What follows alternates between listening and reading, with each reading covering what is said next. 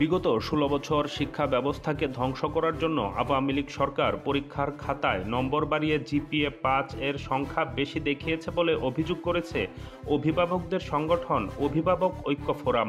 বৃহস্পতিবার সংগঠনটির সভাপতি জিয়াউল কবির দুলু গণমাধ্যমে পাঠানো এক বিবৃতিতে এ মন্তব্য করেন। মোহাম্মদ জিয়াউল কবির দুদু বলেন, গত ১৫ বছরের তুলনায় এবছর শতকরা ১৫% শিক্ষার্থী অকৃতকার্য হয়েছে এবং ৪৩,০০০-এরও বেশি পরীক্ষার্থী গত বছরের তুলনায় কম জিপিএ-৫ পেয়েছে। এতে প্রমাণিত হয়েছে শিক্ষকরা শ্রেণীকক্ষে পাঠদান না করে দলীয় রাজনীতি, ব্যক্তি খাতে শিক্ষাকে বাণিজ্যের রূপদান ও কোচিং বাণিজ্যকে সম্প্রসারণ করেছে। তিনি আরও বলেন, বিগত ১৬ বছরের ধারাবাহিকভাবে শিক্ষাকে ধ্বংস করার জন্য আওয়ামী লীগ সরকার ফুলিয়ে ফাঁপিয়ে পরীক্ষার খাতায় বেশি নম্বর দিয়ে জিপিএ-৫ দেখিয়েছে। এর দায় সংশ্লিষ্ট শিক্ষক, শিক্ষা বোর্ড ও শিক্ষা মন্ত্রণালয় এড়িয়ে যেতে পারে না।